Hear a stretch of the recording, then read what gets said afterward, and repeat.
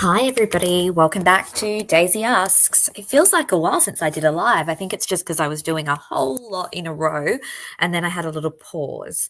So it was nice to have a little bit of a digital detox. I haven't done too much Delphi related stuff over the last few days, but there's a lot of other stuff going on. So, anyone who's new to the channel, we've had a lot of new subscribers. My name is Amy G. Daisy's my dog, but the channel is named after her.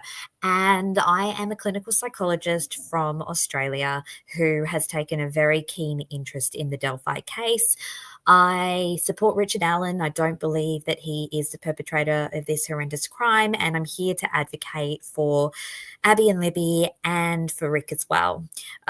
We did a poll the other day in the community, and so many people responded, which was awesome. And I guess the current statistic is about 75% of our community believe that Rick is innocent, and the other 25% are kind of split between being on the fence and thinking he's guilty.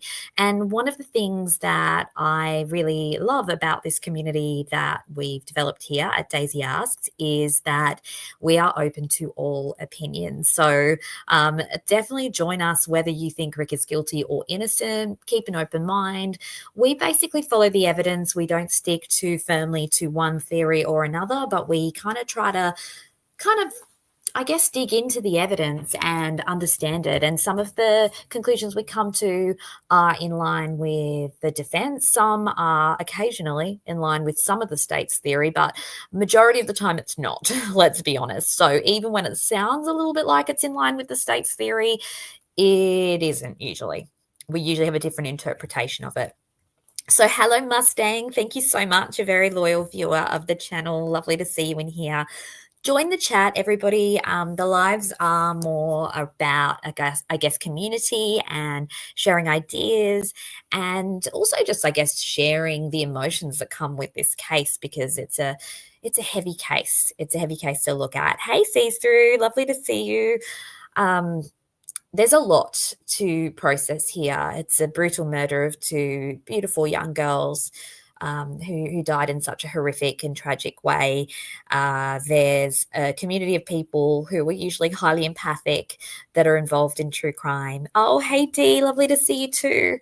And there's also a community that often becomes quite conflictual, and there's unfortunately trolling and bullying, and then there's also just the general disagreements that occur when we all have strong opinions and sometimes they don't align. So it's definitely a big community, and hopefully this is a safe space for people to join and discuss their views and discuss their feelings about the case. And also hopefully I can add my own little flavor of psychology related content and analysis to the mix, because there are lots of Delphi channels. I'm so glad there are, because we need this case to continue to be in the public eye. Hey, Jamie, nice to see you.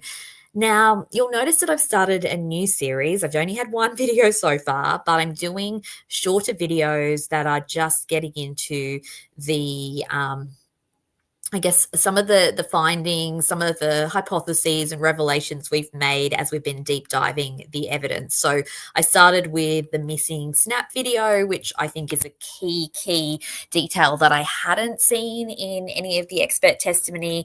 And please check out that video if you want to learn more. I'm not going to go into it in lots of detail here. But the plan moving forward is the lives are more the community deep dives, and the short form videos will be your quick burst of Delphi, trying to make sure we cover things that aren't extensively covered elsewhere, because we're not here to sort of recreate the wheel. We're here to try and see if we can look at things through fresh eyes and with different analysis. And so, yeah, I hope you enjoy the little series. The reason that they're a little bit slower to come out is because my perfectionism is in full force when I'm doing a pre-recorded video.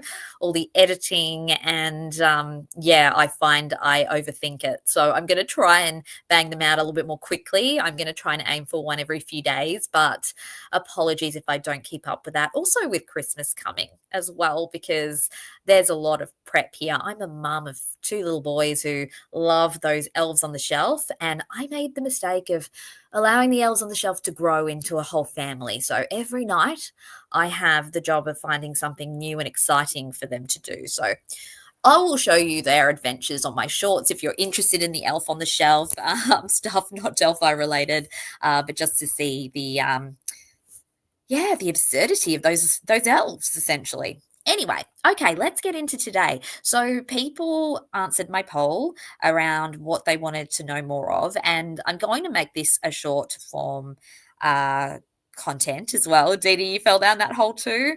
Oh, I took it too far. And then we had a baby elf and it grew up and it became another adult. And so we've got I think we've got 5 adult elves, 4 babies.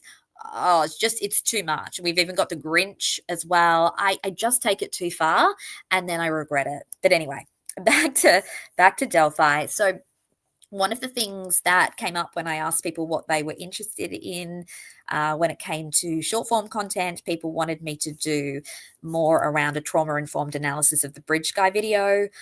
Hey, Cryptex, nice to see you. Cryptex actually joined me for a live about the Bridge Guy video some weeks ago now. And so I have done quite a few lives on the Bridge Guy video. Today's is going to be a little bit different. I did do a little bit of a trauma informed analysis a few weeks ago. It wasn't at a great time, and I don't know that a lot of people saw it. It wasn't as structured as today.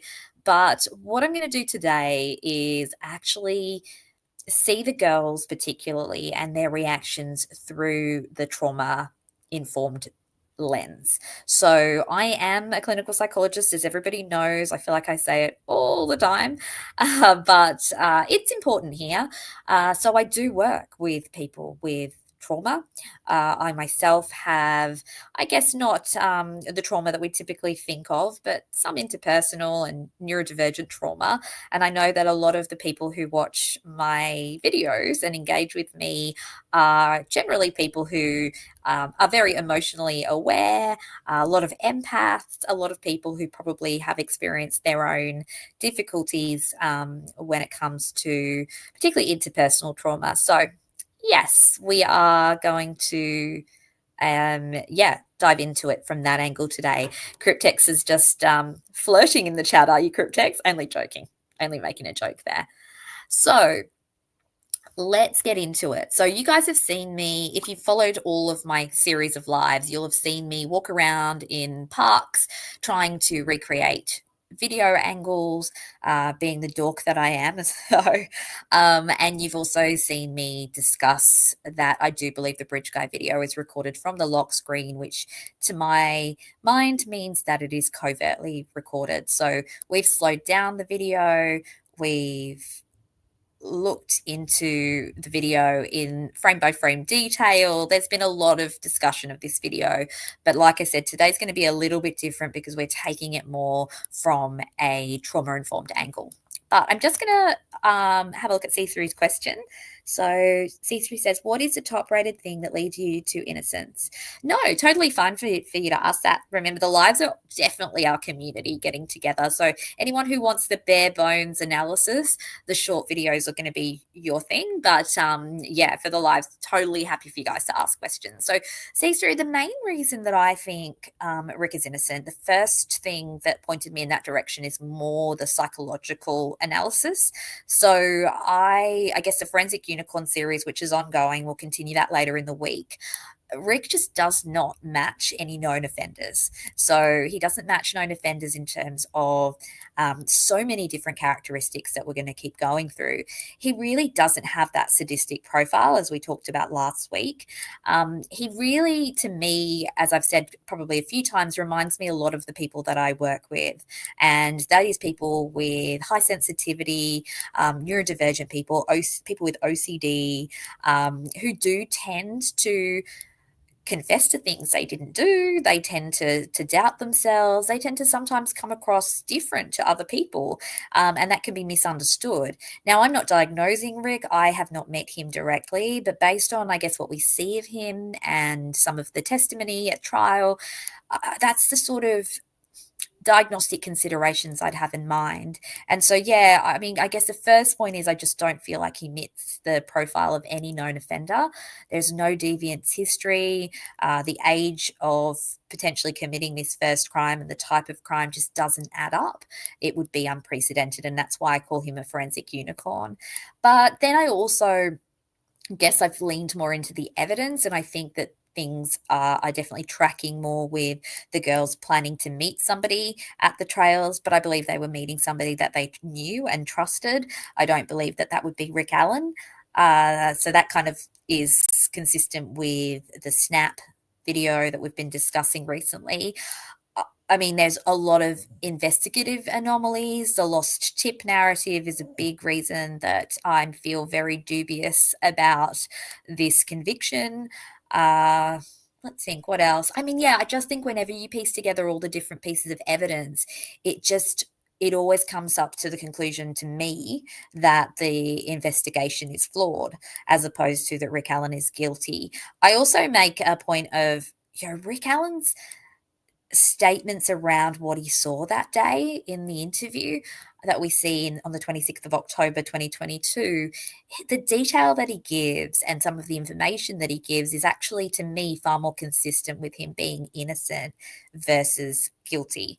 He says he mentioned seeing the two cars, the sedan and the SUV, which is consistent with Betsy Blair and Kelsey German, meaning that as he's leaving, he's seeing those cars, which is around 1:48. Bridge Guy couldn't have seen those cars. Bridge Guy was potentially already at the bridge, according to Betsy Blair's testimony. So there's just lots of different factors there. There's probably more, but those would be the main ones. I think the majority of my opinion around Rick started from the psychology angle, though. Yeah, I don't know where Scott is, Mustang. I hope he joins us soon. He may not have got the notification, but he's always a great member of our chats. See Through says, what type of offender would you expect to do this crime? Do you think he would have a previous criminal record? Well, I guess based on what we see of the crime and the crime scene, the nature of the crime, I'm highly of the opinion that it is a sadistic crime. So we would expect a sadistic offender. A sadistic offender is usually going to have a very long history of deviance behavior. So we're going to see things like aggression, violence, a lot of the things we talked about in the Forensic Unicorn video from last week, there are a lot of indicators we would see, even if it wasn't criminal record or criminal history. I mean, yes, in most cases there probably would be, but even in cases where there is no criminal record or history, they may be linked to crimes that they haven't yet been caught for, but they would certainly have other indicators in their day-to-day life. So, you might see things like domestic violence. You might see a tendency to enjoy dominance and control. So a lot of those sadism and psychopathy items that we discussed in the Forensic Unicorn series, and they can show up in people who have not got a criminal history, but they don't show up in Rick. We don't see any indicators of that. And there really is nobody, as far as all of the research that I've done into offenders, that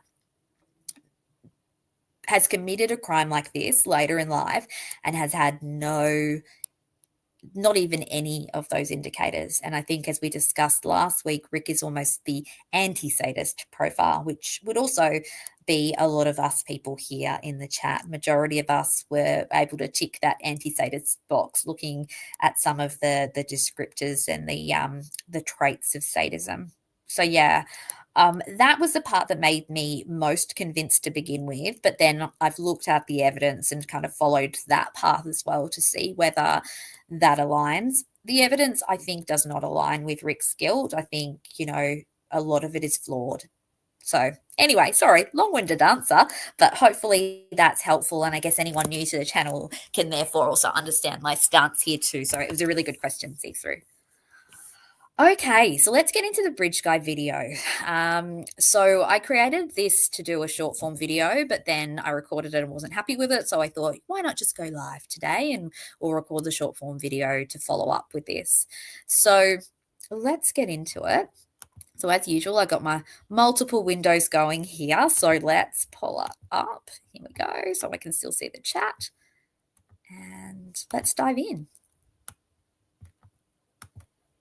So I always have the disclaimer in every single one of my videos, and that's because I do have a professional identity here. I am a clinical psychologist, and obviously there are professional ethics. So everything that I discuss here is my own personal opinion. It is based usually on research and experience. However, just because I am a registered clinical psychologist, I'm not acting in a clinical forensic or expert capacity in this context. So nothing I present here constitutes psychological assessment, diagnosis, treatment, or expert testimony, but rather sort of educational and discussion related material. So I hope it's helpful, but please know that I am not acting in any expert authority position here.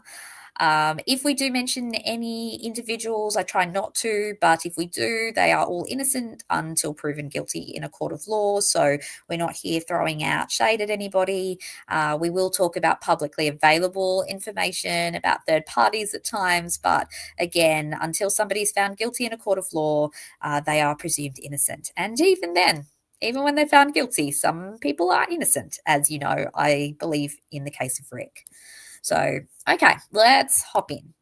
So, we're going to talk today about the nervous system. So, anyone who's interested in psychology and trauma is probably going to enjoy today's presentation, but it's also going to link back to Abby and Libby and understanding what's going on in the Bridge Guy video. Now, I'm not going to show the Bridge Guy video in the live today. I have got it ready if we want to look at certain parts later, but I'm not going to show it because everybody probably in here has already seen it. And if you haven't, you can easily find it on YouTube. It's a painful video to watch. I know the first time I saw it, the adrenaline pulsing through my body was very high. Because of course we all know what this video is and what it's about.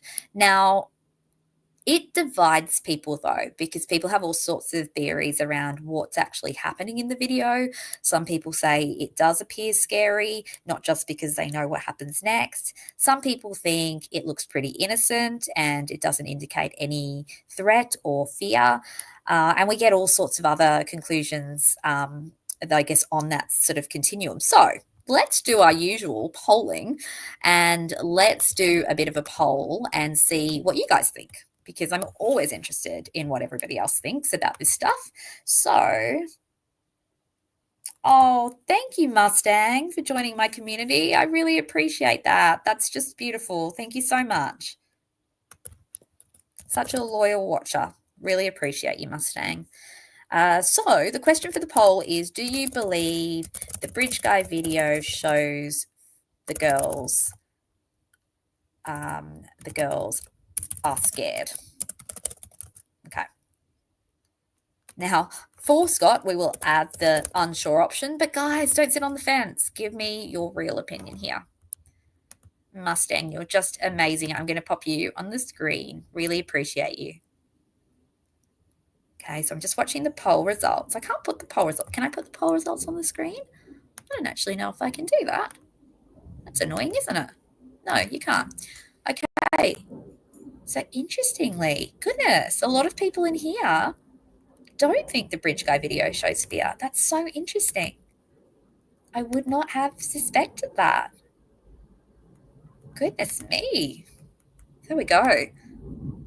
So far, we're seeing it leaning heavily towards people thinking that the Bridge Guy video is benign, I'm guessing. Is that what you guys are thinking?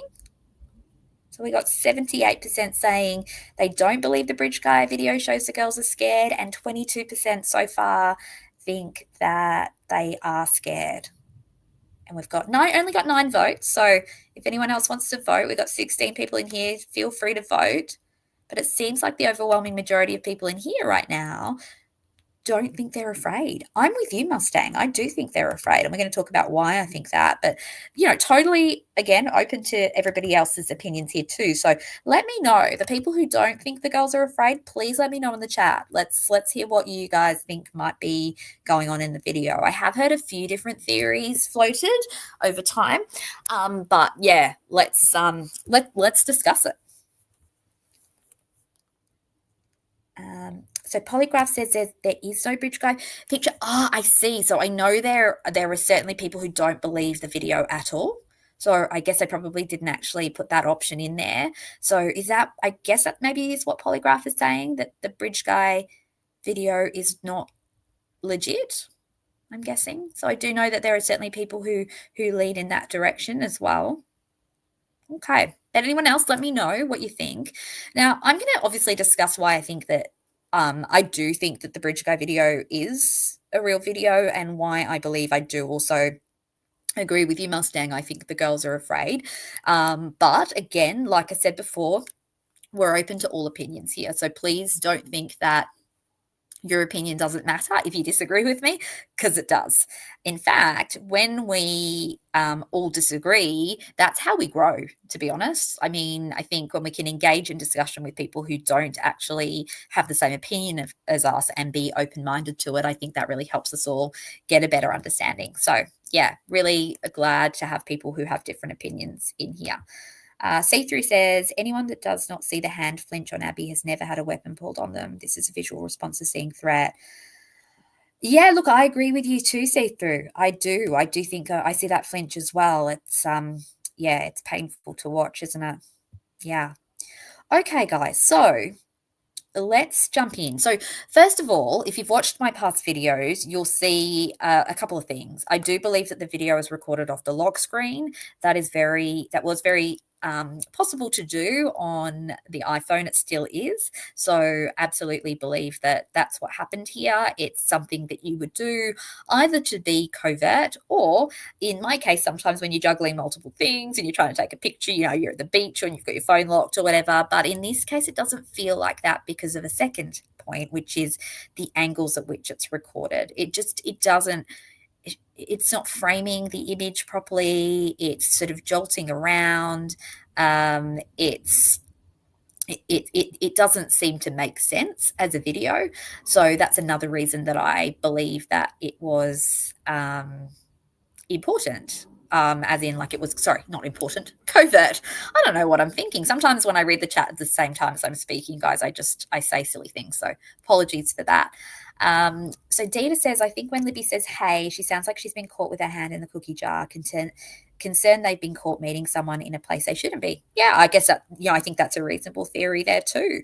I definitely heard other people say they think maybe that the girls are meeting someone, or they're worried that they're on private property and they'll get in trouble, because people have got in trouble for that before. I think Libby had herself, maybe. And Cryptex has got a question here. What do we think the significance of the bullet found between the girls is? Yeah, I don't know. I do believe that, I guess my sense is that it was accidentally dropped. When the gun was racked. I don't believe it's Rick Allen that racked the gun, though. I think that the gun was used to control and threaten the girls. I think that what we see in sort of sadistic crimes is that they're not going to use that quickest method of, ending the lives of the girls. They're going to use their own sadistic way, but that the gun is still used as a control measure. Cryptex says, I think it's a message. Yeah, I mean, I think that's possible too. Is it a signature? Is it a message? Yeah, because I mean, they would realize they dropped it, wouldn't they? So how then did they not pick it up? It doesn't sound like it was buried really significantly deeply in the leaves. So yeah, and you think that they might want to make sure that it's something that they can not get caught by. So, it didn't have any identifying DNA on it or anything. So it's very possible that it was left there on purpose, for sure, Cryptex. Mustang agrees, feels it was left intentionally, didn't think it could be traced or racked and forgotten, racked again. It could have been hard to find. Yeah. Jamie agrees with you, Cryptex, as well. And See-Through says, racked to force Abby to undress. No way Abby chooses to put on Libby's sweater on when already has her own shirt on, and even more so if she's wearing Libby's bra. Yeah. So, yeah, possibly, definitely. Hey, Nicole, nice to see you. I think, Yeah, I think that those are all possibilities. We can certainly let's maybe we'll dedicate a live to talking about the bullet too, because I mean, obviously, I've talked about the tool mark analysis and how I don't really buy it because we're comparing apples and oranges. But yeah, maybe we can do at least one or two lives on the gun and all of that, and chat about that a bit more for sure. Okay, so I kind of explained why I think the framing and the way that the video was recorded to me suggests covert recording. Um, One of the other things, or the main sort of factor that helps me understand what might be going on in that video, is the trauma kind of lens. So that's what we're going to kind of talk about. Yeah, I see through talking about the clothing being a big mystery. 100%. It really is. I think there's a lot more to talk about in terms of the staging or the crime scene. And I think that we'll probably, yeah, I think we'll need to get into that at some point as well, because obviously that I think is possibly the thing that gives us a lot of clues about the offender, the offender's motives, and things like that. But it's a minefield, and it's something I definitely don't know a lot about. But, so if we look at sort of the ritualized staging aspects of the crime, for sure. Okay, so Nicole saying, thanks for your support, Mustang. Yes, Mustang joined our community. We have 2 members in the community now. Thank you so, so much. Just so appreciative of that. If anyone else wants to join, they're welcome to. No pressure, though. I will try, as that community builds, to do maybe some community lives as well. So, yeah, watch this space. Jamie says, so much of the scene was controlled, but they left a bullet and the phone. Yeah. I mean, that's another confusing factor, isn't it? Why is the phone left behind? Yeah. Oh, gosh, just too many unanswered questions, right? Okay, so this is a little bit of psychology education, I suppose. Um, One of the things I think that's hard, and I think C3 just mentioned that, it's really hard to understand how people react to threat unless you've either personally had a significant threat or unless you've actually, studied how the nervous system works. And I don't mean you need to be a psychologist to study it, but, you've taken an interest in understanding the nervous system, or you've been really introspective around how you've reacted in situations that are highly threatening and scary, essentially. And I think what happens a lot of the time is we pull our scripts of what people do from what we see in the media, what we see in Hollywood. Oh, here's Scott. Welcome, Scott. Good to see you. We pull our script of how people respond to situations based on, yeah, I guess things we've observed. And unfortunately, a lot of that comes from what we see in media, right? And the media likes to dramatize everything.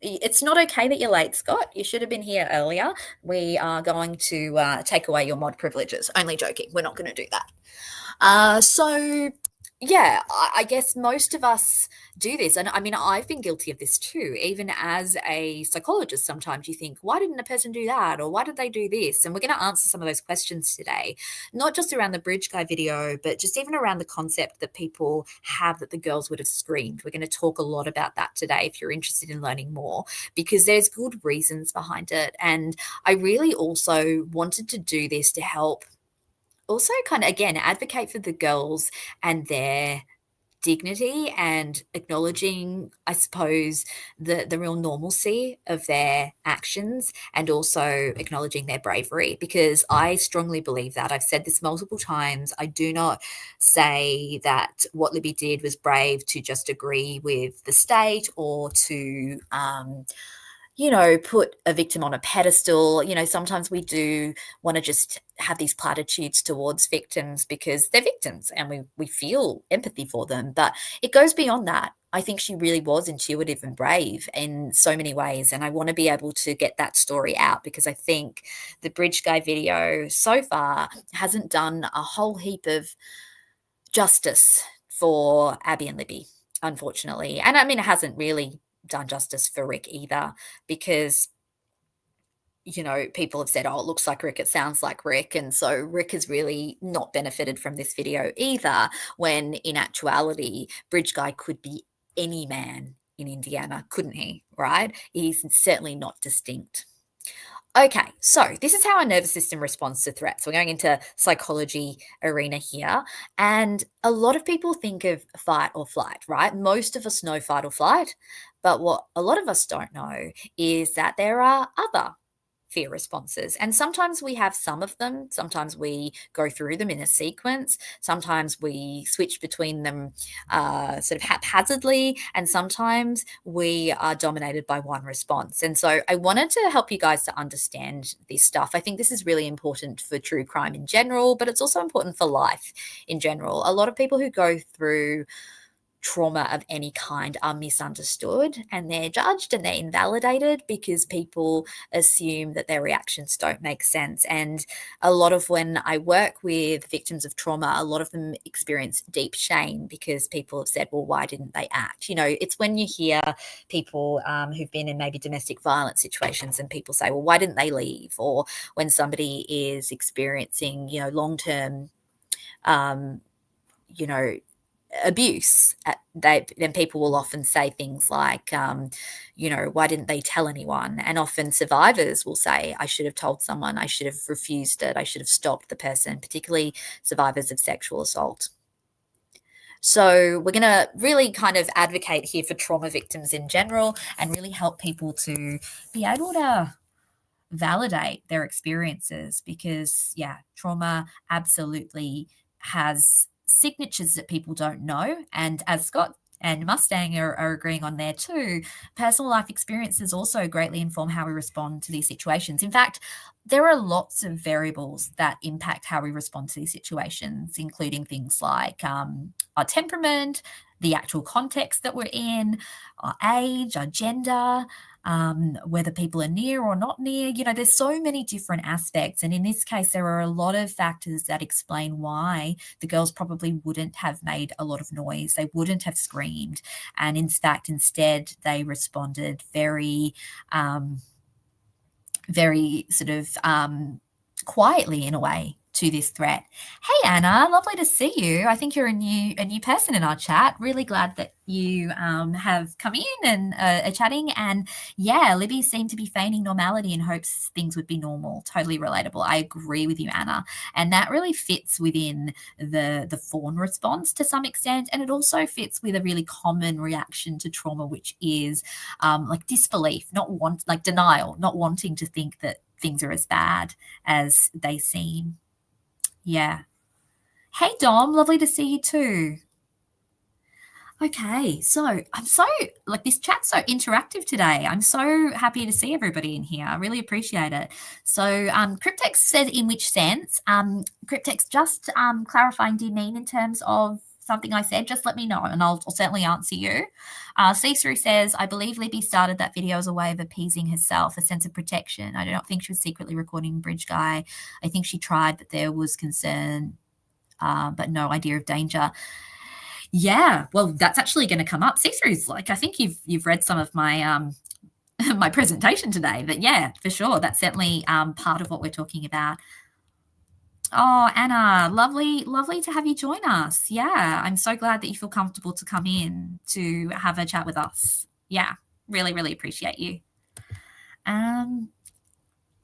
Let's see what's Scott saying.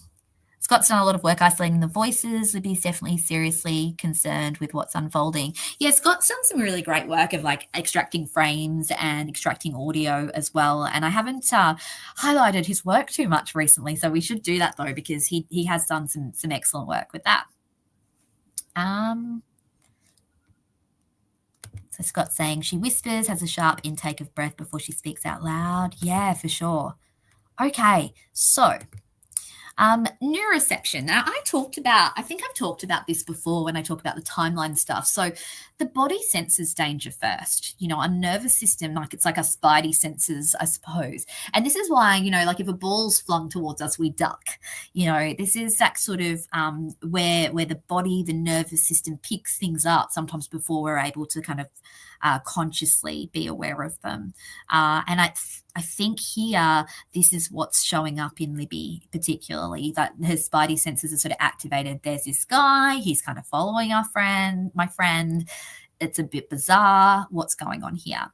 We also have like a lot of hypervigilance. So when we sense even the slightest bit of threat, or when we're aware there could be threat, we become more alert and we scan. Now, a good example of this is me when I go for a walk on trails, and it's summertime. I'm scanning for snakes because I am absolutely fearful of snakes. I have a very strong snake phobia, which I've tried to address and will continue to, because I make other people address their fears, so I need to do the same.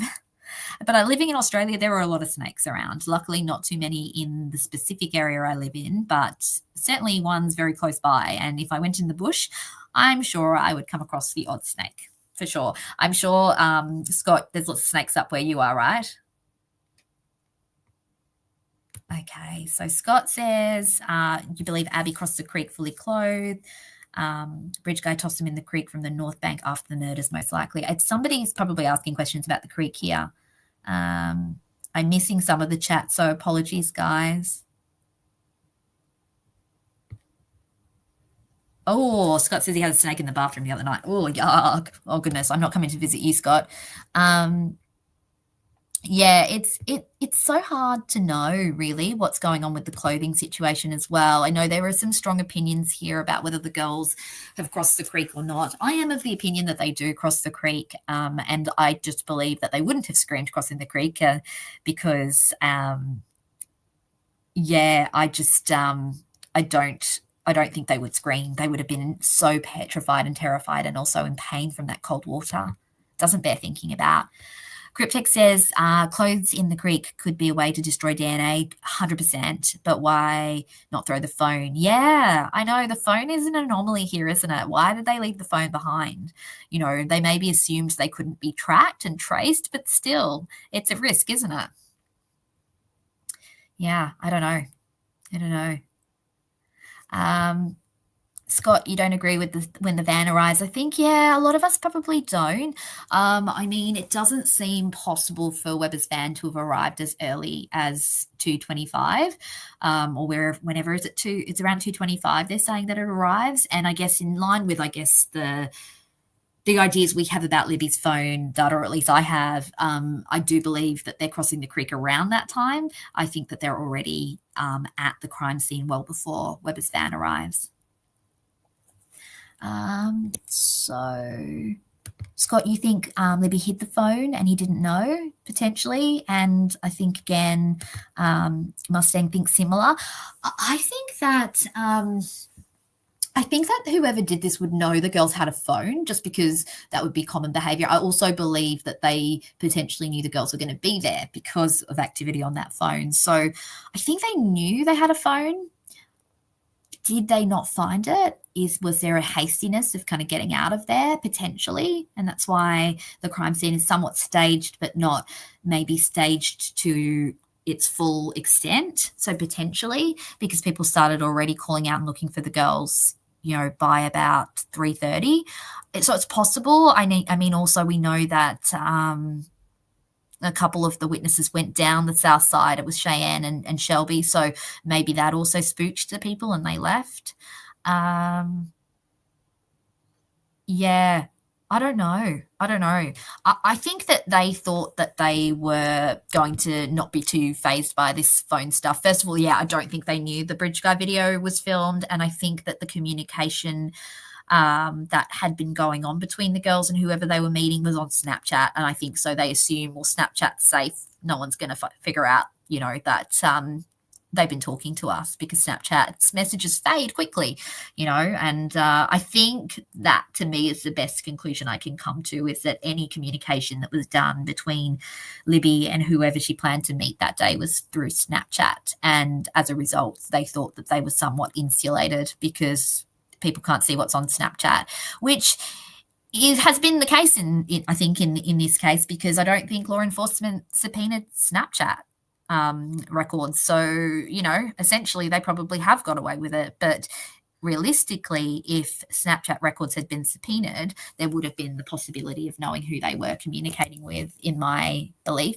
I think there was a time, though, wasn't there, where certain social media companies were really kind of pushing back on subpoenas and things like that. I don't know when that was, but I wonder if I wonder if, yeah, they assumed that that couldn't be done at that point. Yeah. So Scott's made a good point.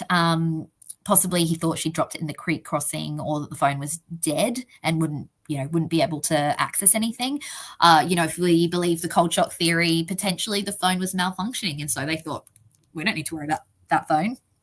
It's not even gonna function in the morning. I mean, most of us have had a phone that's dropped in water and it doesn't work after that. So maybe they're not as sophisticated in their understanding as as we might be now. Particularly, we're true crime enthusiasts, but I don't think everybody is as sophisticated in their understanding of exactly what can be shown on a phone. I mean, even for me, I did not know anything about Knowledge C until several weeks ago when I started diving into it. You would think so, Scott. You would think so, but I don't think that's the case because, we don't. I haven't seen any indications of that, because if they had, then they should know about that video at 1:51, and we've never heard anything about it, which to me just doesn't make sense. Okay, guys, gosh, so much discussion today. It's because I haven't done a live in a few days. We've got lots of questions, and that's totally fine. We are going off topic, but as I've mentioned a couple of times today, this presentation I'll do in short form. I wanted to try and make it 15 minutes, but it's probably not going to be. But I will do a short form one that I'll try and upload tomorrow for everybody. So if you just want the bare bones and you don't want all the discussion, feel free to look at the short form videos. That's going to be a mainstay now. So for every live, there'll be ideally a short form video that goes with that live that people can watch if they don't want all the chatter and all of the rest of the questions. But I'm here for the chatter because, as are many of you, I'm Delphi obsessed. So I'm here for all the questions for sure. Okay, now if I'm missing any comments or questions in the chat, please forgive me. I'm trying to monitor it, but it goes quickly. And as I've mentioned before, my screen is tiny. I need to get a giant screen, I think, because, I lose the comments pretty quickly. And I'm juggling a couple of screens too. I'm not a pro at this by any stretch. And I think you guys know that. Okay, so how does the nervous system respond to threat? So what I usually would say is fight, flight, freeze, fawn. Okay, so a lot of us know fight and flight, run away or fight the threat, but a lot of us are not so aware of freeze and fawn. And fawn is basically trying to appease. If you think of Stockholm syndrome, it's like trying to appease the person that is a threat to you so that they don't continue to hurt you, right? And, good idea, Scott. I could try to do that. Give me a chance in the holidays. Maybe I'll try and set that up. But problem is my house is really busy. So Scott's just saying I could use my TV. And so if I use a room where the TV is, then we will get even more interrupted than just spooky. So yeah, but good idea. We'll look at some other options. Okay, so the fawn response, a lot of people probably in this chat probably engage in a fawn response regularly. I know I do. So if people are upset with me, historically, not so much now, I'm a little bit more boundaried now, but historically I would apologize. I'd over apologize for something that isn't even my fault. I would try to appease, I would try and smooth things over. So it's very much the sort of people pleaser kind of aspect of ourselves if it becomes kind of a more persistent pattern of dealing with life. So curious, actually, here we go. Let's do another poll. Who in here is a bit of a people pleaser? Okay, so just a summing up of the bridge guy video shows the girls are scared. We got 20% yes, 20% unsure, but 60% no. So the vast majority in here do not agree with me. Goodness, well, you can't stay then, everybody. Disappear yourselves. No, only joking, of course not. I love that we can have these dialogues in here. Okay, so next poll question, guys, is do you regularly try to appease in conflict situations? Okay. And there's no middle response here, Scott, so it's yes or no only. So for me, it was always yes. It still is to some extent, but probably more recently, people will see that I have a tendency more to set boundaries. And I'm proud that I'm doing that, because when we constantly people please and surrender to other people, it leads to chronic shame and anxiety. And we see Rick doing this. in his interviews as well. He does this sort of appeasing of like, not that I doubt your integrity or anything. So yeah, I think it's so important to recognize, of course, we can kindly disagree with someone. That's not the same as fawning. So fawning is really just saying like, whatever you say is right. You're okay. I don't want you to be upset with me. And it's a very helpful strategy to use when you're dealing with certain types of threats. So remembering that fight, flight, freeze, fawn, they're all adaptive strategies. There's nothing, none of these are bad. None of these are wrong. So people pleasing in the long term is problematic, but so is fighting in the long term. And so is fleeing in the long term. So that when they become persistent and rigid, that's when they become kind of defense mechanisms or protector parts that can end up kind of creating more harm than good for us. But in the short term, these are all adaptive responses, and which one we choose is dependent on a lot of factors. So, for example, if somebody's coming towards me with a gun, then the fawn response may actually be the best, particularly if they're saying, hand over all your money. I'd be like, okay, have the money. It's better to live than to have, a wallet full of money. Okay, so sometimes the fawn response is actually the most reasonable response. So it's not automatically seen as the wrong response. So me asking about people pleasing is more us saying in the longer term, if you're using this consistently, it means you never get your needs met. And that's not compassionate to yourself. So slightly different question. The poll is, it's not really related specifically to the bridge guy video, which is a clear and present threat. So in this case, we've got all of these responses that we're talking about here are all instinctual adaptive responses. Okay, so the neuroception and hypervigilance, they're kind of the earliest stage of when we start to sense threat, particularly if it's ambiguous. We're kind of on high alert, we're looking around, we're seeing what's actually going on to determine what we need to do. And then the fight, flight, fawn, freeze or shut down tonic immobility, it's a more official term, they are more the actual response to threat. Okay, so, and none of them are inevitably wrong. It just depends on the circumstances. Okay, so if somebody's being mean to you and you have the capacity to be assertive, well, then you should do that because that's good for you and your nervous system, and that would be a fight response.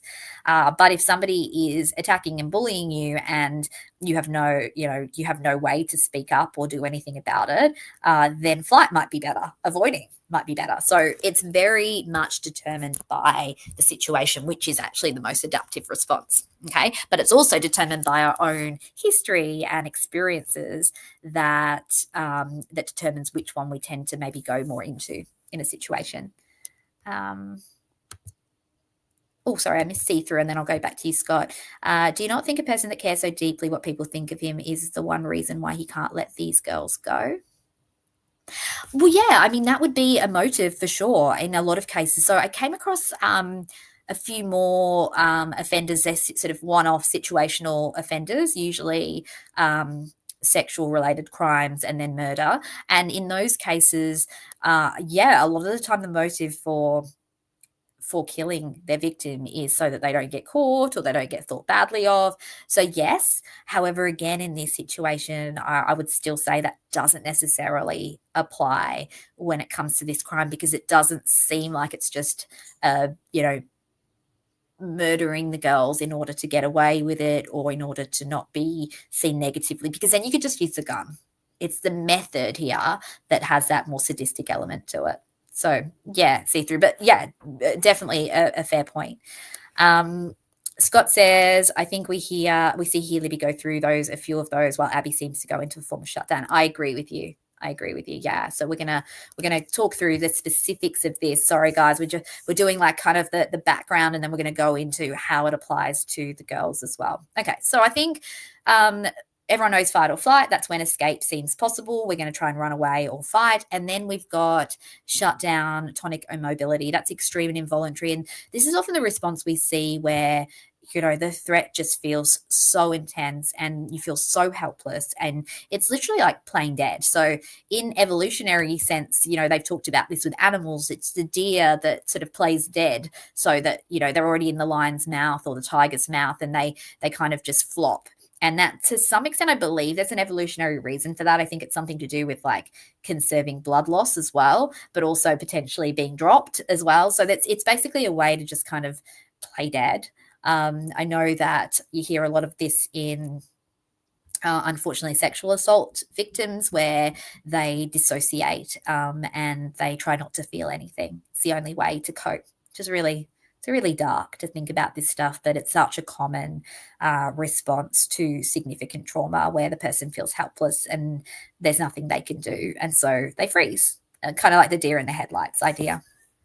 Okay, so oops, let me just go to the next slide.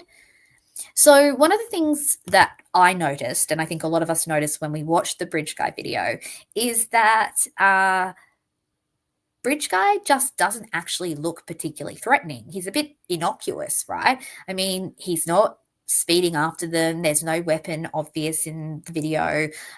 He doesn't even look like he's looking at them or speaking to them. And look, it's very possible that he had already had some contact with them. I'm not suggesting that isn't a possibility, but on the surface, it doesn't really feel too threatening. Now, we all think it's threatening now because we know what happens next. But if you were to just watch this video, I mean, maybe the most you'd feel is it's a bit creepy, maybe, that this guy's getting close, but he doesn't. I mean, he just looks like he's a distance away, just following, like walking across a bridge on a trail. Like, I'm sure that you could capture a picture of any of us walking, a few meters behind somebody as we're kind of walking on a trail, right? So he, in and of himself, doesn't seem too threatening. Now, of course, if he is the person that some of the other witnesses saw, maybe he did give off a vibe. There is a sort of intuitive vibe that he gave off that was threatening. That's possible too. But yeah, it's hard to know how threatened they were by him. I've got other theories around potentially why the girls might already also have been a little bit freaked out, and we'll talk about that at the end. But yeah, he's not running, he's not yelling, he doesn't look overtly threatening, his gait seems quite neutral. And so what we see is sort of ambiguity. It's a bit weird. It's like, well, like, who is this guy? Why is he behind us? He's kind of inching closer without running. And, I think a lot of us think that Abby maybe says something like, is he getting close or something? So she's sort of starting to be like, this is a bit weird, but it's ambiguous still. It's not very, very clear. And so they remain in kind of hypervigilance. And I do believe Libby is in sort of a fawn sort of sense. Okay. So this is where I think Libby's sort of neuroception and intuition kicks in, because I do believe that it's covert filming. And we've talked about this many times. You've got the lock screen camera. That's not routine for Libby. She doesn't usually use the lock screen camera to record from. We see even when she's on the bridge, she's accessing the Snapchat app and recording, taking a picture of Abby. So it's not her common behavior to do this. Whereas, someone like me, when I'm out and about, I do often record off the lock screen as well. So, I would say it's not unusual behavior for me. If you had this, whatever the equivalent of Knowledge C is for an Android phone, you would definitely see that I record things from the lock screen. Sometimes I'm lazy, my fingerprint doesn't always work, and I'm like, I just want to get this shot quickly, of the kids or the dog doing something cute or whatever it might be. Or, I might be in the pool and, your fingerprint notoriously doesn't work if your fingers are wet. And so there's things like that. So for me, oh, hey, Charles, what does appease mean? It means like trying to be kind of pleasing and nice and, I guess, what's the word? I can't even think of it. Goodness, I'm off my game here. Appease is like, if I try to appease you, I try to like just agree with you and not be confrontational, not conflictual. Yeah. Yeah, Mustang, I agree. BG definitely looks a lot closer than I thought as well to begin with, for sure. So yeah, I think what we're looking at here is the covert filming is more likely for Libby because she doesn't generally record like that. I mean, obviously we don't know generally what she does or doesn't do because we've only got 2 days worth of Knowledge C data, but I think there's enough for us to kind of hypothesize that if the very day while she was on the trails on the actual bridge, which would have definitely been more unstable, that she was able to unlock her phone and take pictures, then why on earth would she suddenly now be recording from the lock screen. But probably the most consistent thing is when you add it all together. We've got the phone angle down, and then it kind of jolts around, kind of goes up. We can see her clearly recording behind her back. We see her sleeve in the picture or in the frame. We see the fact that she's not talking. Like if you're recording a video of a friend on the bridge, you'd usually call out to them, wouldn't you? I mean, at least that's what I would do. I think most of us would. I'm not saying that in and of itself alone, in isolation, is an indicator that this is covert recording. But when you put it all together, she doesn't speak to Abby. Abby doesn't speak to her either. The only thing that Libby says is around, the path stuff. But there's no small talk, laughing, talking. It's really something that is, I think, unusual for two girls hanging out on the trails that day, and does seem inconsistent with, I suppose, what you would expect of teenage girls, particularly teenage girls that were good friends. Scott says, if it was Abby's first time crossing, wouldn't Libby be filming her openly, encouraging? Exactly. If she's getting to the end of the bridge, you'd think that Libby would be like, oh my goodness, you're doing it. And what's really interesting as well is that we don't see any recording between 2:07 and the bridge guy video at 2:13. So Libby's clearly got to the end of the bridge and she hasn't turned around once to record her friend nearly getting to the end. Oh, Who's Your Daddy's come in with the goods. Good job. Oh, I missed you. There you go. Who's your daddy? Appease means to pacify to somebody's demands. Totally. Very good definition there. Hey, who's your daddy? So nice to see you. Always a lovely, friendly face in the chat. So I think potentially she is starting to gather evidence, but I think it was See-Through who said earlier, maybe she's also trying to calm herself. We're going to talk about that in a minute. So Abby does look anxious, but it is hard to determine, is she anxious because she's crossing the high bridge? Quite possibly. But is she also feeling ill at ease because there is a man behind her? And these are my interpretations of what she says and what I've heard other people say. Of course, we can't say they're the gospel truth because no one fully knows what she's actually saying. But it sounds like she says something like, is he still behind me? And it sounds like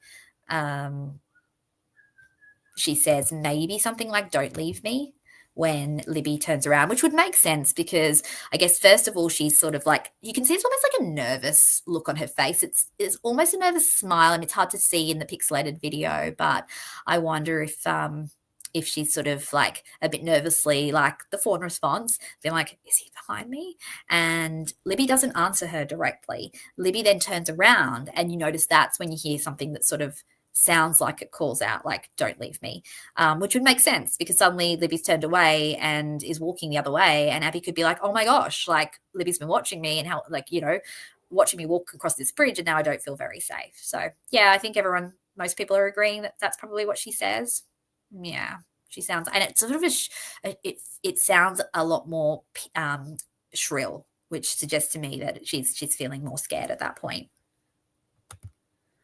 So we talked a bit about the fawn response. So it is a survival strategy. This is the appeasing kind of response, Charles, too. So acting calm, staying polite, speaking evenly, avoiding escalation, trying to appear safe and agreeable.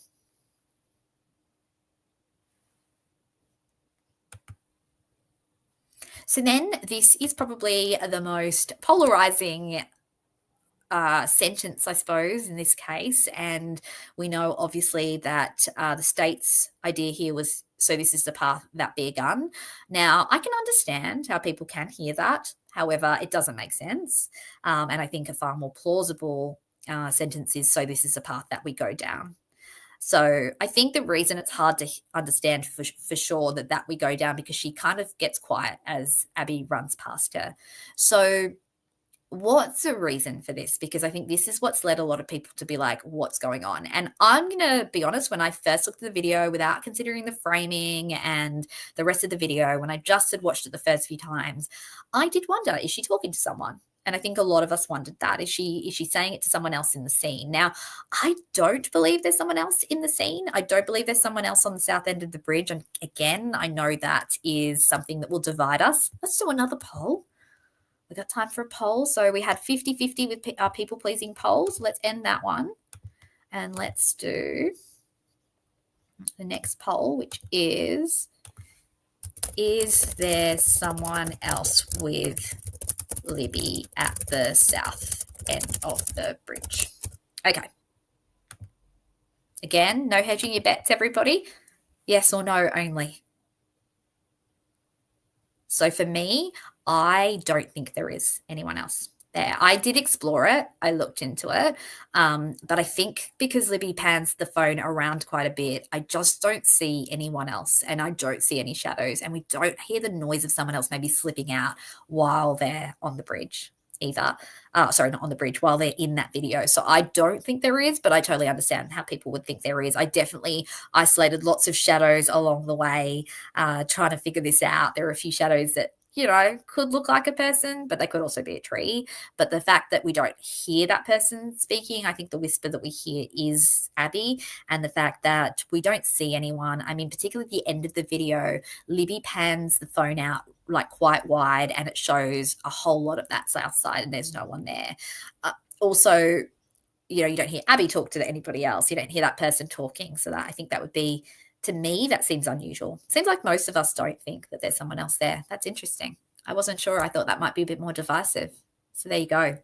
So why then is she saying this? So I had a little theory that kind of resonated for me, and that's the second theory on this list here, but let's go through them one by one. So is she breadcrumbing for recording? So what I mean by that is she trying to kind of essentially drop a pin in a way, metaphorically, for whoever she thinks that she might send this recording to?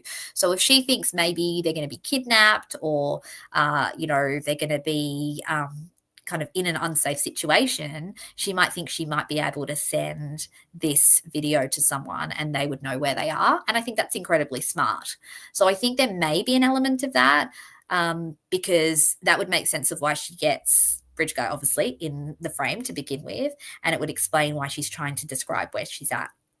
But another possibility, and this was one that I came up with because this is something I do, which is creating a social camouflage. And what I meant by that was something like I do when I go to a dark car park at night, and I'm like, oh, hey, Sally, yes, I'm just near you. Are you just at the entrance? Oh, cool, I'll be there in 1 second. So I pretend I'm talking to someone on the phone because it appears like someone will know where I am. They might be really close by.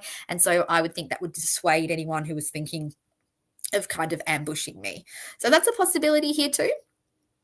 We also have, but I guess with that one, what's interesting is that she stops as soon as Bridge Guy's near. So it doesn't seem like it's doing it in earshot of Bridge Guy. And then we've got grounding herself. So I think this is what Sees Through was saying before. Oh, hey, Peggy, nice to see you. We're doing a bit of a trauma-informed look at the Bridge Guy video today, Peggy, but also just a live where we chat. So all different ideas are welcome and questions are too. So yeah, I think the other option is that she's grounding herself. So sometimes we talk to ourselves to kind of soothe ourselves as well, which is actually a really helpful thing to do. You know, I guess that compassionate, soothing voice that we can have when we're trying to get ourselves through things. My voice often says things like, you got this, you can do this, just do, you know, just one foot in front of the other. So it could be that as well. I think it could be a combination of the three as well. We don't need to have a binary, or not even binary, it's not binary in this case, a categorical decision on this. I'm not going to make you guys do a poll on that one. Okay, so let's keep going. So then when we watch the video, and actually maybe at this point I will play the video again because I feel like there's a long pause. And when I say a long pause, of course, it's not super long. The video is short in total. But I want you to notice after Abby gets to the south end and she runs past, there's a little bit of a pause. And I want you to notice that because we're going to talk about what that is. So let's pop the Bridge Guy video on.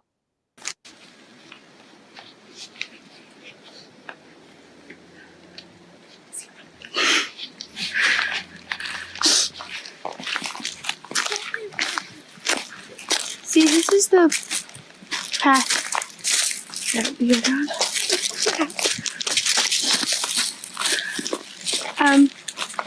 There's no path going there, so we have to go down here.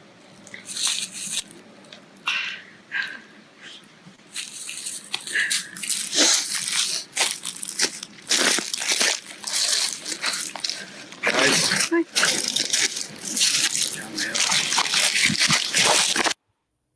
Okay, so I don't know if you noticed that little pause. So Libby says, "There's no path down there, so we're going to have to go down here." And it's this sort of, it's not long, of course, because there isn't a lengthy amount of time here for them to pause, but there is a pause where Abby doesn't react straight away. Now, there could be two reasons for that. One of the reasons could be that Abby's just frozen and she's not responding quickly. But I also think that a possibility here is that Libby and Abby are facing each other, and I wonder if Libby's giving nonverbal cues around what they should do next. I wonder, we all do this in general life, when you don't want another person who's in the room to know what you're saying. I do this with my kids all the time. I'll be like, no, we didn't get him that for Christmas. And I'm like winking at the other son. So, yeah, that happened this morning. Because my sons, you should never tell kids what you're getting the other kid because they can't keep a secret. So, yeah, this morning, my little one was like, well, we might have got this. And I'm like, don't try and trick him. Don't, because he'll be disappointed on Christmas Day because we had actually got that thing. It's a Funko Pop. And so I was now trying to pretend we hadn't got the Funko Pop. And then I was saying to him, don't trick your brother that we got him. I hope that makes sense. Sorry, guys. I didn't explain it particularly well. But yeah, I think that a lot of us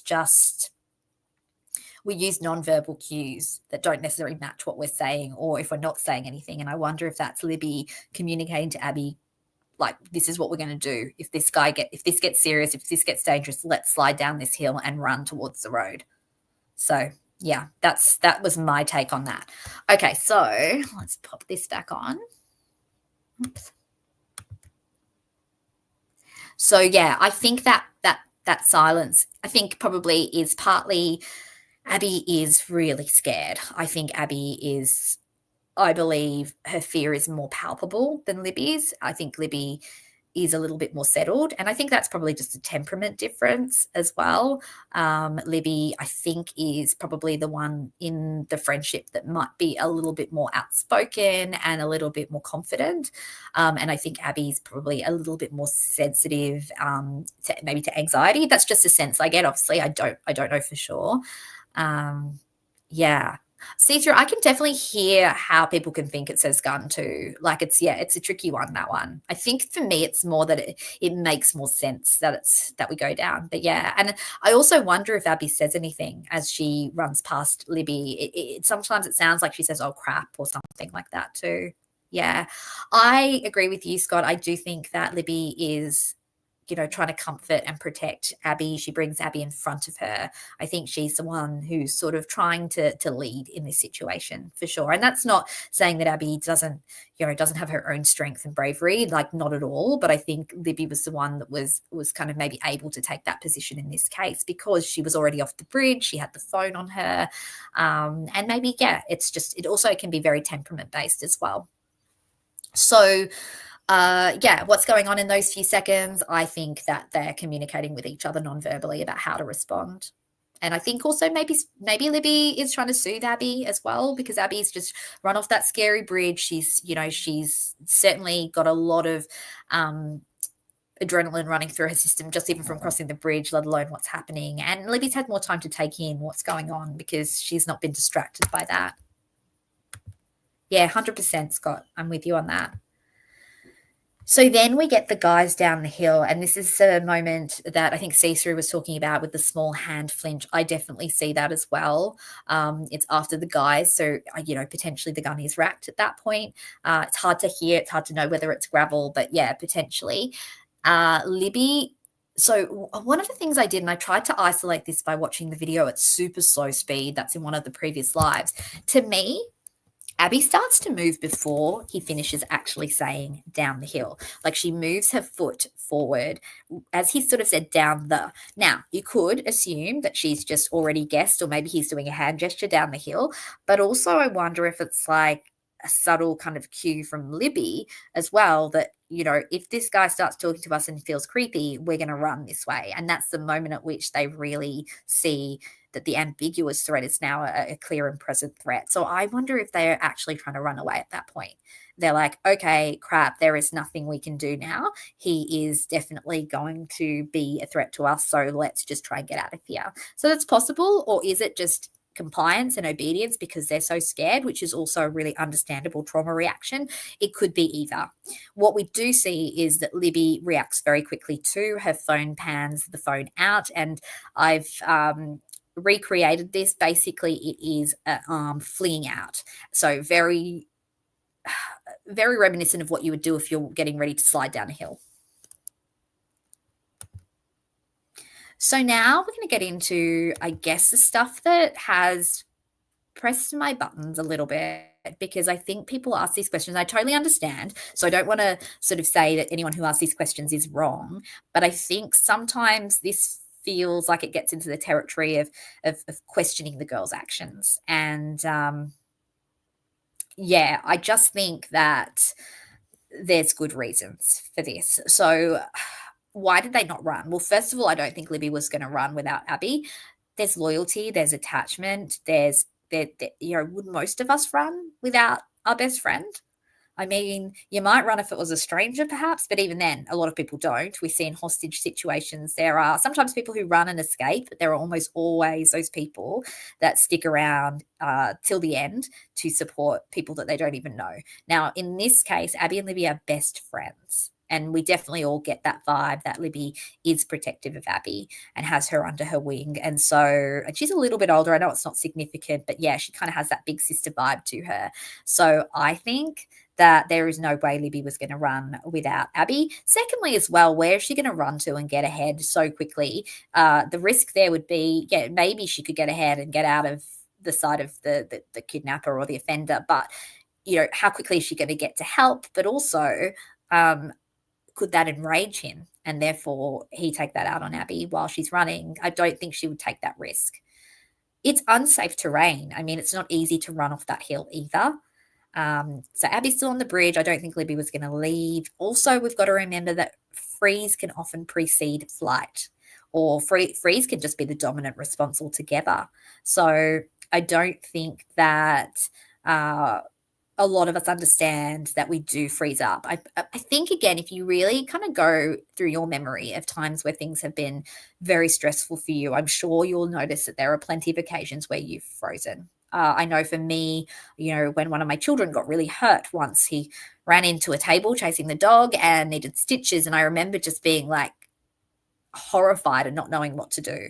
I didn't act immediately. Luckily, Nana G was there to help, because you freeze. You care, but you freeze and you can't do anything. You're kind of frozen in shock. And I know we've heard the frozen shock state in the Idaho 4 case when it comes to Dylan as well. She talks about being in a frozen shock case, and a lot of people have not understood that, but realistically it does make sense. I think that Dylan was probably frozen in shock, and I'm not going to analyze that case too much. I'm certainly not an expert in it, but I think she was frozen in shock. And then you go into denial as well, which is not an unusual experience, again, when it comes to these sorts of threatening situations.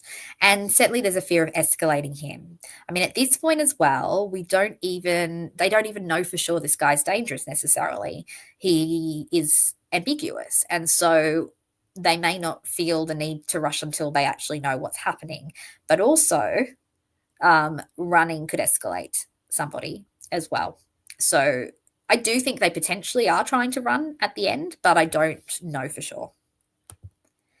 Another really important one, this has come up so much in the community, particularly because people will say, well, they couldn't have crossed the creek because someone would have heard them scream. They couldn't have been killed there around that time because people would have heard them scream.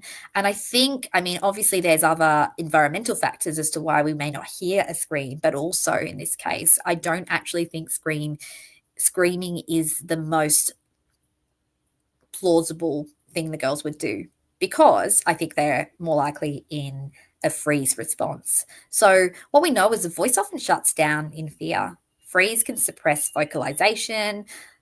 And actually, I don't know if screaming rarely happens in real danger. I probably overstated that there. I think screaming does happen, but it doesn't necessarily happen when it's human danger and when that danger is clear and present and there isn't really any escape. That's probably a better way to describe that. Teens might try not to overreact. I just realized I redid these slides and it's giving me my old version. So bear with me for a minute. Yeah, this is actually not the slide that I wanted to put up. So give me 1 second, guys. I'm going to bring up my updated slides. So I don't know why we've got the old ones. Give me a sec. Talk amongst yourselves, everybody. I updated these because I felt like some of the points I was overstating a bit, and for some reason they didn't update. So I'm going to try and bring up my updated ones. I hope the screening. I'm reading the chat as I talk. I hope the slides are helpful. Like, I'm not trying to make it like a lecture, but I think sometimes people like to read on the screen to follow along. At least I know I do. I find it a bit easier sometimes to kind of process when I'm seeing it visually as well as hearing people talk about things. So I hope that helps. I'm just going to check if I've got my updated slides.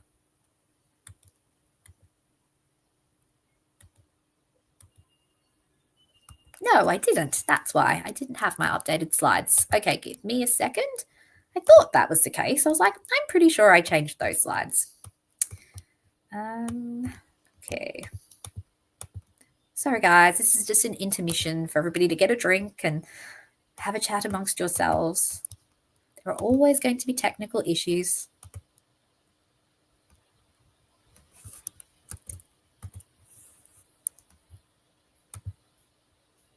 Okay, hopefully now this version is the updated one. I'm really happy to see everybody in the chat like seeing that the kind of Hollywood sense of a reaction isn't necessarily the most accurate. I can definitely see like people seeing the nuance of how people react to stress and that people are not that people don't react necessarily like we would expect them to. I think that's such a key point of this more than anything else is to kind of get rid of those misconceptions that we kind of get from watching Hollywood, essentially. Okay. Oh, whoops. Now I got to get all the way through. I can hear people talking about outrunning a gun. I personally don't think I would. I think I would go with fawn response at that point. I'd plead rather than try and run if I saw a gun. So research suggests that social support's a major protective factor for adolescents under stress. So in a threat, teens may instinctively try to stick with peers or trusted adults as there is safety in numbers. And I absolutely think that's what I would do. I would stick with other people. I don't want to be on my own in that scary situation. Also, I think the protector in me, I like to protect other people. And I think I would probably find it hard to run and leave other people in danger as well. I think probably a lot of people in here would find that too.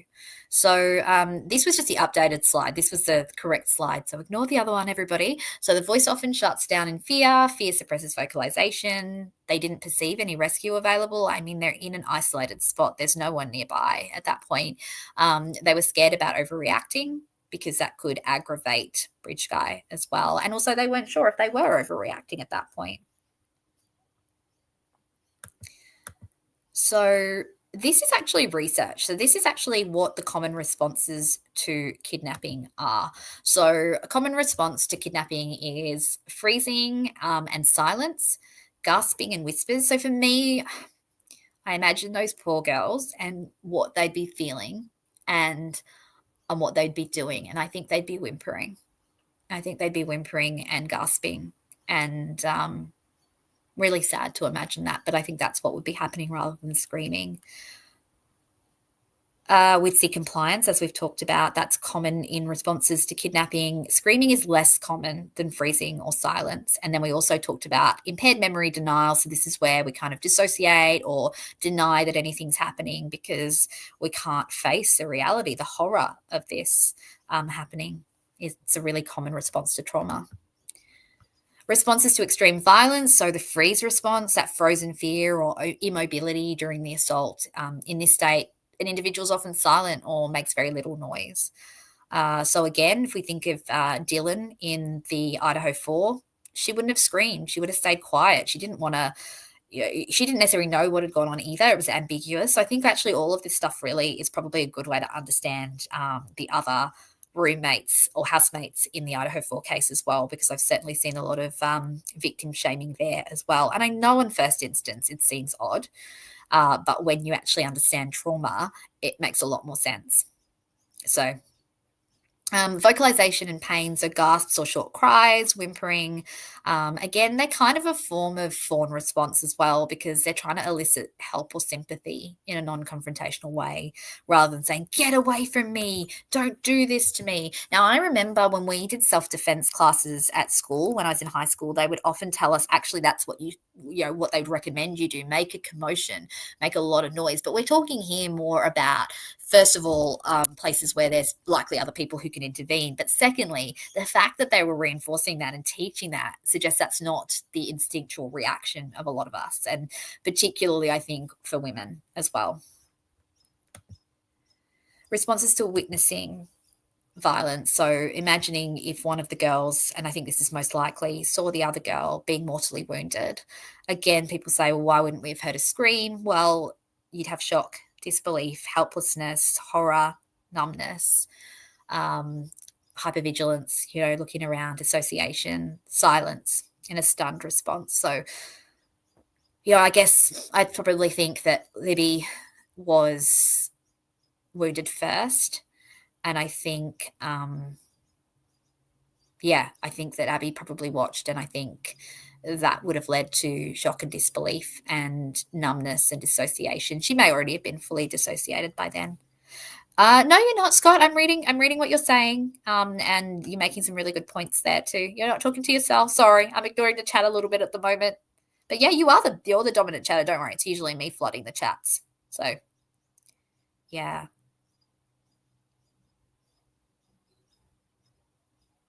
Okay, so why they stayed together, and this is beautiful, like it's the attachment instinct.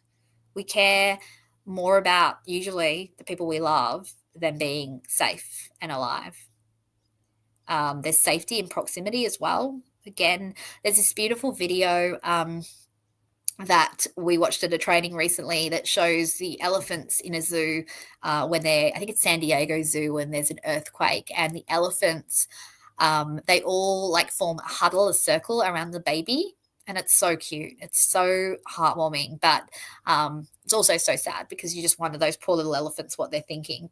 Or poor big elephants, they're all bigger than me. But what you see again is that community, that huddle, that protection as well, that protection instinct of the younger ones as well. Separation anxiety would be huge. You don't want to be alone. Don't leave me, essentially. And splitting up can increase danger to one or the other, as I mentioned before. So paralysis versus commotion. So research suggests really that the overwhelming nature of extreme violence or witnessing such acts often results in a state of paralysis. Silence, gasping, whimpering are more frequent, albeit less dramatic than what we see in Hollywood-style Scream kind of type movies. And so, yeah, who's your daddy? I don't think many of us would want to leave a friend, someone we care about, at gunpoint. Look, sometimes people's survival instinct does make them run, and that's okay too. We're not shaming any victim reaction, but a lot of us are driven to stay close, particularly if it's someone we're close to and we love. Hey, Four Pits, nice to see you. So I guess, again, this is just, honouring the victims. This is an instinct. It's not a choice. So the response to trauma is not a conscious choice. It's an involuntary, instinctual reaction to threat. In fact, what happens when we're experiencing high levels of trauma is that the frontal, part of our brain, the neocortex, the new brain, the part that's responsible for problem solving and making sense of things, the higher order part of our brain actually switches off, because it's more important in that moment to be in the instinctive survival brain. And so, it's, any response is normal and it's not a choice. So even the people that run away in those situations, in hostage situations, where then they feel survivor's guilt and shame and are shamed sometimes by other people, really shouldn't be. This is all instinct-based. It's not a choice. So a victim can exhibit several responses sequentially or simultaneously, and individual reactions vary greatly, as Scott was talking about earlier as well. The primary goal of the human brain and the nervous system at a primal level is survival, and often silence is perceived by the brain as the safest option. I mean, just think about it. If you're lying in bed at night and you think you hear someone walking at the door or whatever, you don't scream, do you? You stay deadly silent. In fact, usually when you watch like Jurassic Park and stuff, my kids and I have been watching those, what we did earlier in the year, and we're like, stop screaming. We all shame people's responses, which we shouldn't do, but it's like, don't scream. If you scream, you're going to like actually set the dinosaurs off more. The best response there, the most conducive to survival is to stay quiet. Oh, hey, Hebby, nice to see you. So, yeah, we've been watching all of them, Scott. We've watched every single Jurassic Park, and then we went and watched the final one in that 4D type theatre. It was awesome. It was really cool. But poor Nana G, she got flung around a lot in that movie. So, yeah, look, we shouldn't be shaming anyone for their response to trauma. It's easy to judge because we're like, I wouldn't do that, or I would do that. But actually, you don't know what you would do. Survival responses depend on so many things, and it's so hard to make a judgment of what other people would do without having been in that situation or having a deep understanding of trauma. Sees Through says, do I think Abby watching the attack on Libby could have made a fit? Absolutely, it could. Yeah. I mean, our blood pressure actually can drop in response to blood. That's what sort of underlies or underpins the fainting in people with blood injection phobia. So we don't generally blood pressure increases with fear, but we can actually notice blood pressure decreasing and fainting in blood and injection related phobias. So yeah, it's very possible, and I think most of us have felt that at some point in our life where we've seen something that creates a sort of a disgust reaction, and we feel faint as well. So really importantly, I just always want to go back to honoring these two girls because their responses were human and they made sense, and realistically I think their instincts were actually incredibly brave. And I know nobody goes out of their way trying to victim shame in this case at all. I think it's more prevalent in things like the Idaho 4 case, but where we've got surviving roommates. But I think sometimes when we make suggestions about how the girls should or shouldn't have acted, it is kind of covertly suggesting they should have done something different. I know some people will be saying it more to try and understand why, and I think the best reason why is actually the simplest reason, which is that's a normal trauma response. It's a nervous system response to fear and trauma rather than something maybe more dramatic. Right. Now, I guess the last point I wanted to sort of raise on today's live around this was the stuff that I talked about with that Snapchat video, the 151 Snapchat video. Yes, Scott, it is impossible for any of us to put ourselves in the minds of two teenage girls in that situation. Yeah. And so I always want to take a moment to remember these girls and what they had to endure and how they stuck together till the end. And that's, I get shivers again. That's those shivers happening again. But it's, for me, it's like the bond they shared, the love they shared, that's their legacy. And as much as they shouldn't ever have had to die in these circumstances, that beautiful bond that they had with each other, I hope that's what's etched forever in everybody's hearts about these girls. This picture is, so representative of that. And so I always want to honour that, the love these two girls shared, the beauty in friendship and loyalty and empathy, because, I think these girls demonstrated that. They stuck together till the very end, and that's so important.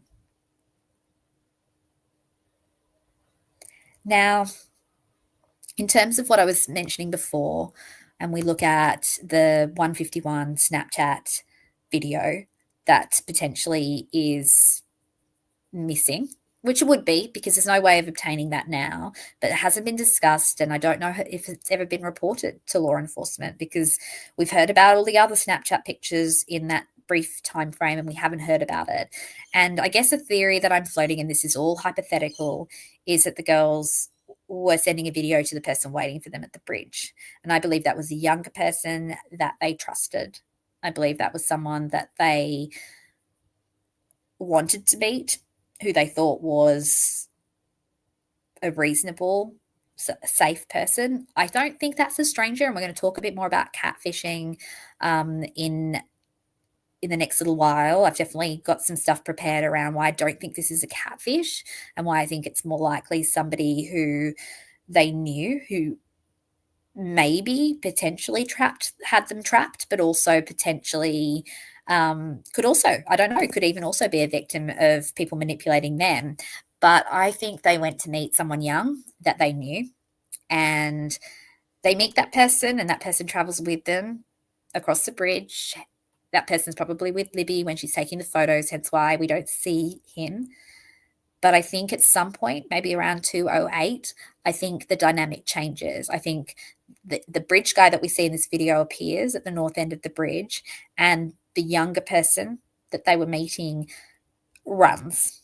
Is he running because he's attempting to trap them? He's working with the older bridge guy, or is he running because he's scared and he gets ahead and doesn't stick with them? I don't know. It could be either of those. But I believe whoever that person is knows who Bridge Guy is, and that person may or may not have been involved in the crime explicitly, but I think that is how the girls got cornered. And I think that's why they may be even freaked out well before Bridge Guy actually comes closer, because that would be a really disorienting situation. You know, you're two girls and a boy on the bridge and you're having fun, taking pictures 1 minute, and the next he's run off and there's an old guy walking up behind you and you're like, what on earth is happening? I think that's a possibility. I don't know for sure, I guess. We don't hear Libby saying anything like freaking out, like, why did he leave us? Or you don't hear Abby saying that either. So I don't know.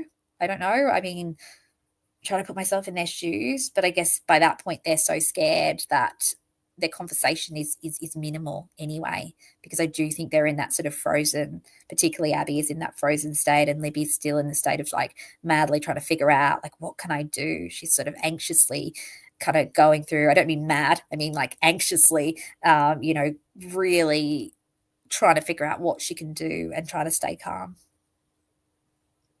Yeah. Yeah, I'm so with you. Who's your daddy? I don't think that they were planning on meeting any one new at the south end of the bridge. I believe they were just meeting somebody potentially at the bridge to go for a walk with them. And I mean, the phone activity to me prior to them leaving the house looks like they're waiting upon someone to confirm that they're going to be there as well. So I wonder if, they were planning on meeting a boy. I don't think it was a boy they didn't know or that was, that they felt was a threat to them. And I don't think it's a catfish.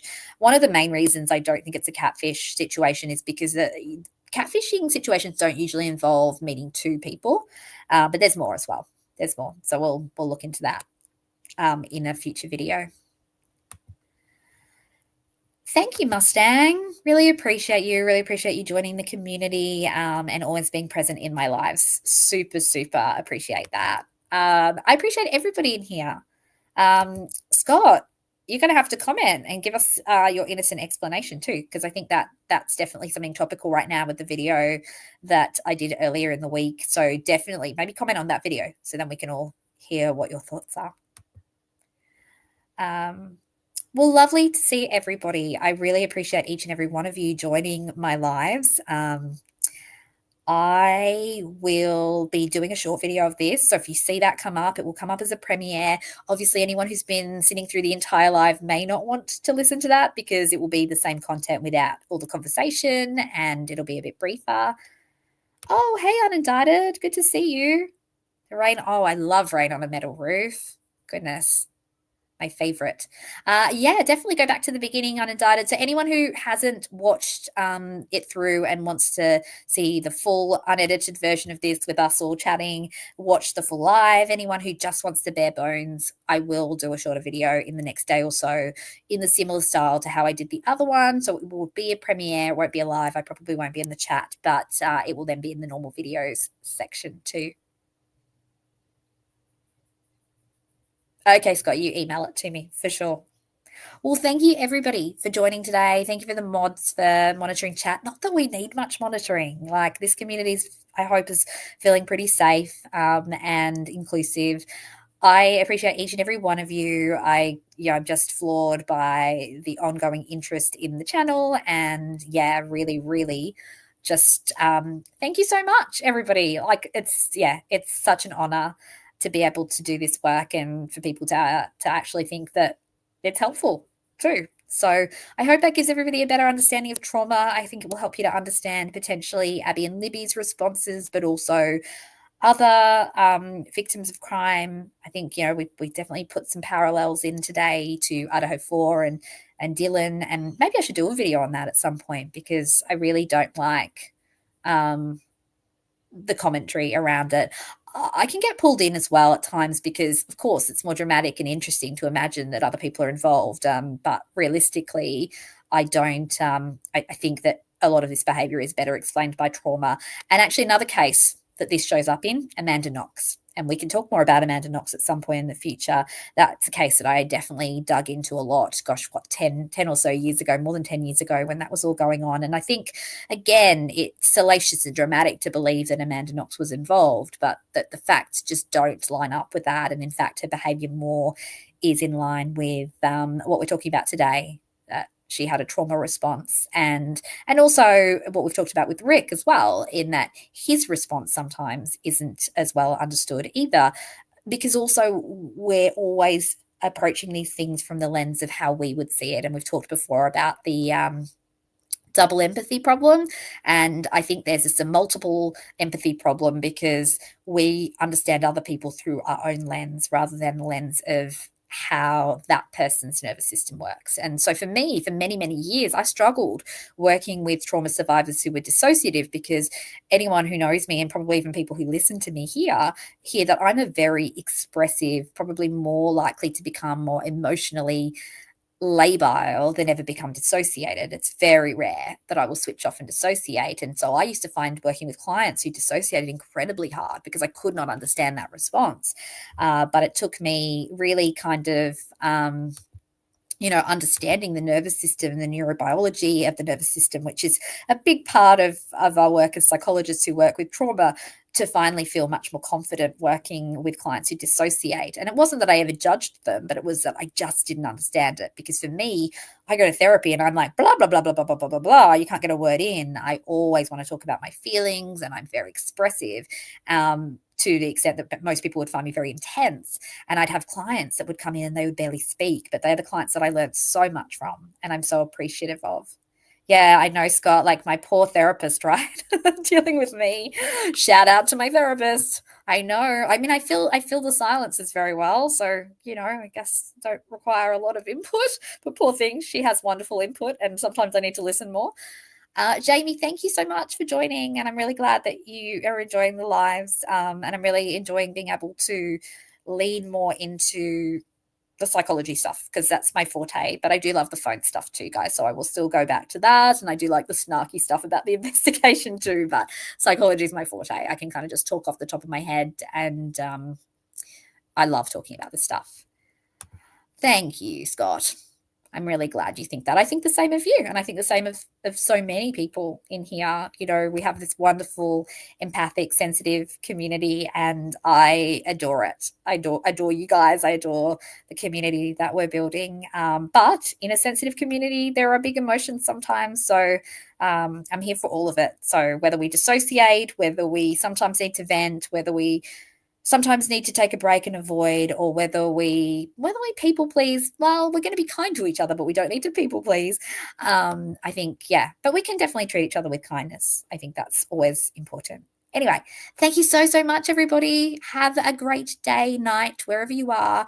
I'm going to go and set up my Christmas tree, and I will record a short video soon, and I'll see you guys later in the week. We will do forensic unicorn stuff, maybe on Thursday. It's my birthday on Thursday, so that will be a bit of a treat for me, talking about the stuff that I enjoy on my birthday. And happy Thanksgiving to everyone in the States too. Enjoy your turkey. We have another month to wait for our turkey here, but enjoy Thanksgiving. Enjoy the Black Friday sales. Keep your wallets safe, guys, and I'll speak to you soon. Bye.